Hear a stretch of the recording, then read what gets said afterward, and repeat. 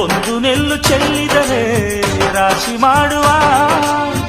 ಇವಳದೇನು ಕರುಣೆ ಪ್ರೀತಿಯೋ